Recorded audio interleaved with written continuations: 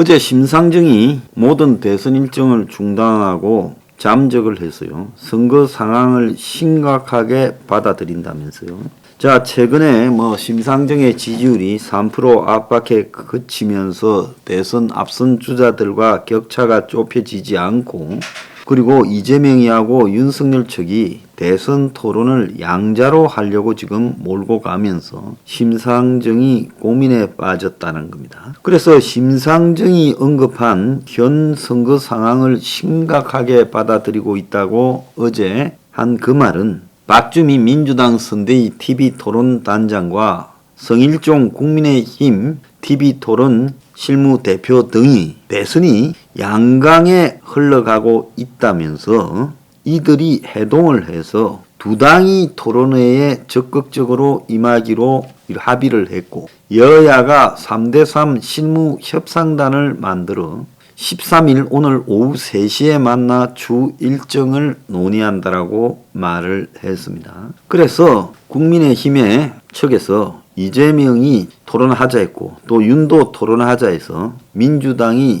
이걸 수용하겠다 하고 동당 측의 의견을 받아들인 모양이에요. 처음에는 이가 하자 했고 윤이 안 한다 하다가 이제 윤이 하겠다고 하니까 둘이가 이제 하기로 결정되었다는 겁니다. 그러니까 정의당은 유권자의 선택권을 훼손하는 거며 명백한 국민 기만이다라고 말을 했습니다. TV 토론 방송사도 토론 주제도 양당이 협상을 해서 정하겠다. 한마디로 선수가 룰을 정해서 TV 토론까지 개입한다. 자, 민주당은 국민의힘이 양당만 하자라고 제안한 데 대해 어불성설이다. 그리고 선거방송토론위원회와 언론기관만이 토론을 주관할 수 있다고 반박해놓고, 하루도 지나지 않아 민주당이 말을 바꾸고 양당이 실무협상단 꾸린 것은 양당이 TV토론을 짜고 친다라고 하는 것이다. 그래서 이재명이 윤석열이도 기왕에 토론에 나오기로 했으면 토론 주제 규칙은 방송사에 맡겨야지 저거들끼리 정하면 되느냐. 자, 요렇게 이제 심상정이가 비판을 하고 있습니다. 물론 심상정의 이 말은 자기 입장에서 하는 거지만, 심상정이가 정의당 지지율이 둔화되어 있고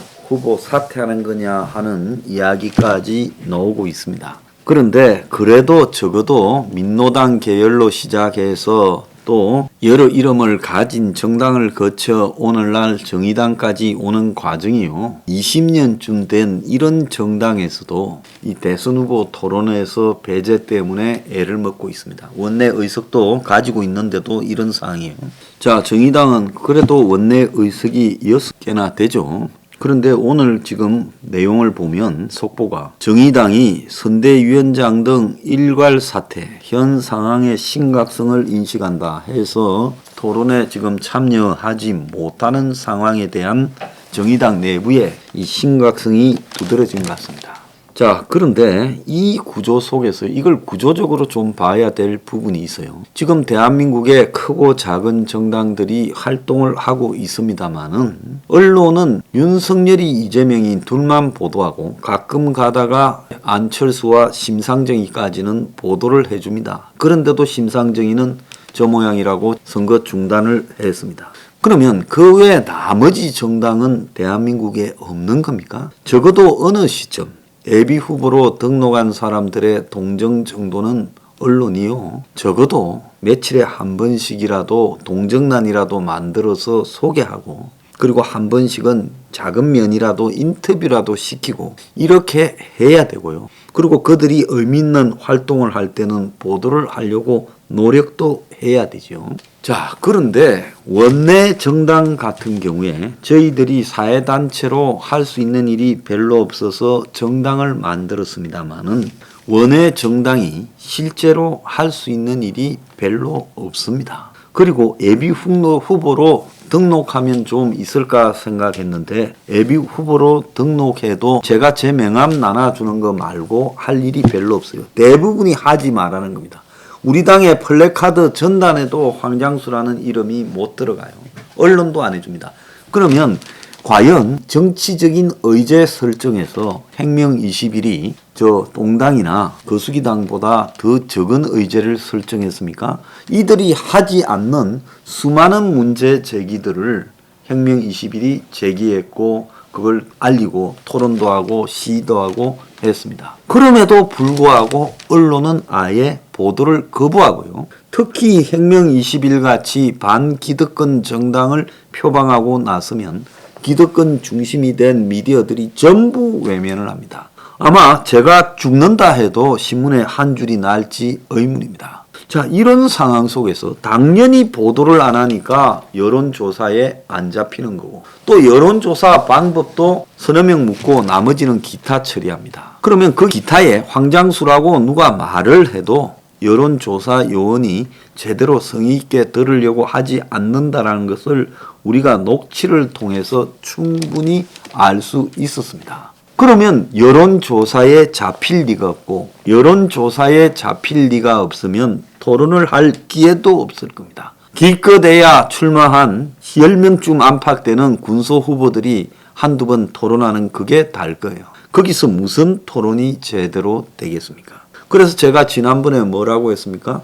이번 대선의 핵심 화두가 문정권 심판 부분이니까 이런 주제를 놓고 5대5로 좌우의 후보 5명씩 연선 방식으로 토론을 하자. 그러면 공중파 뉴스 채널 종편이 한 번씩만 보도하면 끝날 것이다. 그러면 국민이 이 대선에서 어떻게 누구를 지지해야 될지에 대해서 판단이 있을 거다 했는데 안 합니다. 그래서 이게 겉으로는 외관상으로 민주주의를 표방하고 있지만은 진입 장벽을 설정해서 뉴페이스들은 진입을 할 수 없어요. 우리가 옛날에 뭐 한정 같은 이런 데 보면 크기에 납품하는 회사, 하청회사가 되려고 하면 하청 경력이 있어야 하청회사가 된다라는 황당한 기준을 가져가지고 새로운 사람이 아예 진입하지 못하도록 만들어낸 그런 것들이 좀 있었죠. 그래서 정치판이 마찬가지인 겁니다. 결국은요, 언론이 보도하지 않음으로써 그 언론이 보도하는 거는요,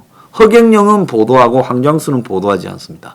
그러면 허경영이 저렇게 약간의 퍼센트지라도 나온다는 것은 보도되었기 때문이에요. 그럼 허경영이 가진 정책 중에서 그 진짜 정책 같은 정책이 있습니까? 황당무계한 내용만 있지요. 그런데 돈 퍼주겠다라는 게 하나도 없이 주거 문제나 일자리 문제, 외노자 문제 등에서 남들이 말하지 않는 독창적인 정책을 가지고 숱하게 뿌려대고 있는 혁명 20일을 언론은 하나도 보도하지 않습니다. 제가 허경영이처럼 군복을 입고 말을 타야 되겠습니까? 칼을 들고 설쳐야 됩니까? 그러면 나올까요? 그래서 이게 민주주의가 굉장히 왜곡되고 있다. 저는 민주주의가 아니라고 봅니다. 유사민주주의고 언론이 자신들의 구미에 맞는 집단, 허경영이는 쇼라도 하니까 그거 재미있다라고 보여줍니다. 그리고 그가 가진 여러 가지 문제들은 전혀 보도하지 않습니다. 왜 그럴까요? 필요하죠. 왜? 허경영은 서민보수표를 갉아먹으니까. 그러니까 허경영은 보도를 해주는 겁니다. 저는 왜 안 할까요? 황장수라는 건 양난의 칼이다. 저거는 조금만 키워놨다가는 이쪽 저쪽을 다 벨 것이다. 그래서 깔아뭉개는 겁니다. 왜? 제가 기득권 언론을 가장 많이 비판해오기도 했고 또 기득권이라는 자체에 대한 전복을 시도하고 있다고 그들은 보고 있습니다. 그러니까 보도하지 않고 그러니까 여론조사 잡히지 않고 그러니까 토론 기회를 주지 않는 겁니다. 자, 이런 방식이라면 거리에서 총칼을 들고 행명하는 것 외에는 정말 정치적으로 우리 의사를 관철시키고 집권하는 방법이 없는 걸까요? 자, 20년을 활동했던 정의당조차 저런 무력감에서 지금 도외시되고 있습니다. 근데 정의당은 스스로가요, 아젠다를 만들어내지 못했고 그냥 안존해서 여권의 이중대 역할을 했기 때문에 그리 됐다 치지만은 우리 당은 많은 신선한 노력과 많은 주장을 했음에도 불구하고 이렇게 지금 내몰리고 외면당하고 있다는 겁니다. 자, 이렇게 덩치가 큰 사람과 작은 사람이 뛰는데 우리가 경제에서도 큰 사람이 작은 사람을 이렇게 압박하지 말라고 공정거래법이든지 독과점 규제라든지 이런 게 있는데요. 정치에서는 선관위조차도 큰 당의 앞잡이 역할을 수행하고 있습니다. 그래서 철저하게 신생정당이나 개혁을 주장하는 정당들이 진입할 수 없는 방해 역할을 하고 있어요. 우리 당원들이 1인 시위하면 선관위가 와서 맨날 괴롭히고 중앙당에 뭐 내라 하는 것과 마찬가지죠. 그래서 대한민국의 나라에서는요, 반개혁청, 기득권을 들이받는 세력은 아예 진입할 수 없도록 만들어 놨다라는 거. 지금 오늘날 정의당이 겪고 있는 문제지만은 그게 행령 21에는 더 깊숙하게 적용이 되고 있습니다.